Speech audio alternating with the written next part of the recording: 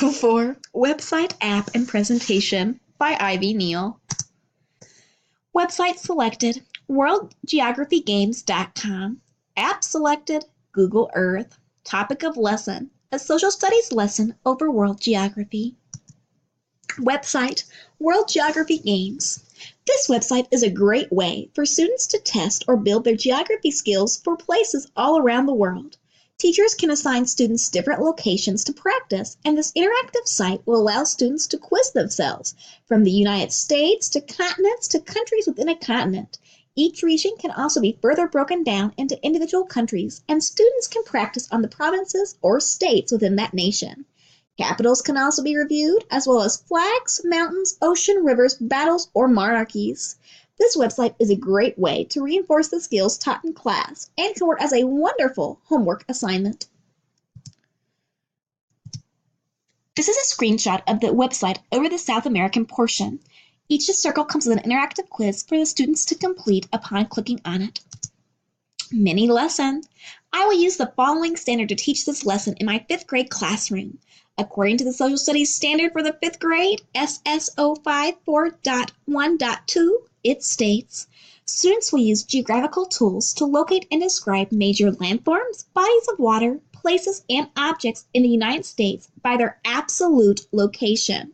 The learning objective within this lesson will be for students to be able to locate and identify the 5 oceans and 7 continents. I would begin the lesson by having the students listen to a YouTube video singing about the oceans and continents. Then I would have the students each take turns looking at the world globe and identify the differences between the land and the ocean. After reviewing with the students, I would have them take an assessment to test the student knowledge at the end of the lesson. I would provide the students with a blank map and then have them label each ocean and each continent. Student modifications. I will use this website as a way for students to be able to independently practice recognizing all their landmarks at their own pace. For example, students with exceptionalities can practice the same content but with more aids and hints when taking their quizzes. This can be accomplished by having them take less advanced quizzes on the website. Students who are gifted academically will be able to take more advanced quizzes, for example, having no word box, or the oceans do not light up after being clicked for a correct answer.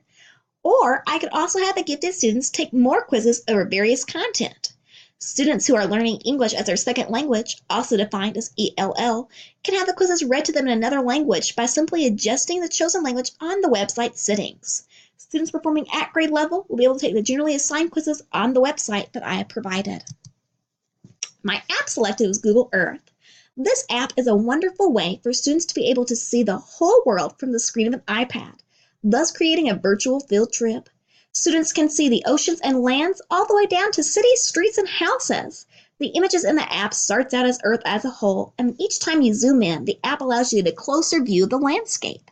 Students can analyze where all people have built homes and cities in relation to the land and the natural elements of the Earth.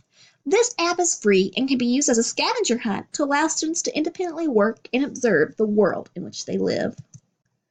It can be hard to explain Google Earth without a visual.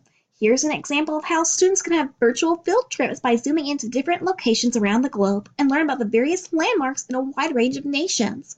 All students have to do is zoom in on a certain location on the globe to receive information over the topic. Mini lesson. In a 5th grade classroom, I could use the app Google Earth to create a lesson for students in efforts to help them realize how natural elements can also affect human interactions in specific regions and affect where they live. The standard SSO 54.1.3 states, students will describe how different factors, such as rivers or mountains, influence where students' activities where/are located in the United States.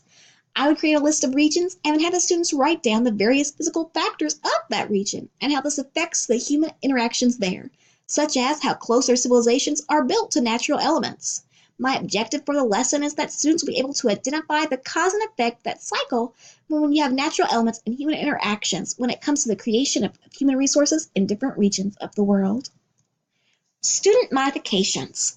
I will use this app within my classroom in efforts to provide students with a way to use technology to independently explore the natural factors of Earth and how those factors can affect human interactions in a specific area or region.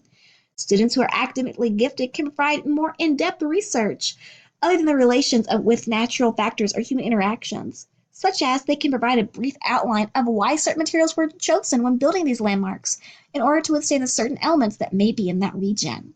Students with exceptionalities can also study one comparison between the elements and human activity, such as the Colorado Mountains and the town of Colorado Springs. This would be used rather than comparing and contrasting multiple places and natural factors. They would just have one to complete. The students in my classroom who are English second language can also have this lesson modified by still using the app for visuals that the Google Earth provides, but having the language of the worksheet translated.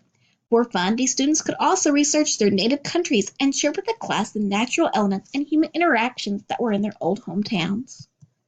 Final thoughts and resources. I feel like both the listed app and website promotes independent student learning within the classroom through the use of technology. All of my clip art was found on Google Images Search. I recorded myself speaking on the app screencast. Happy teaching!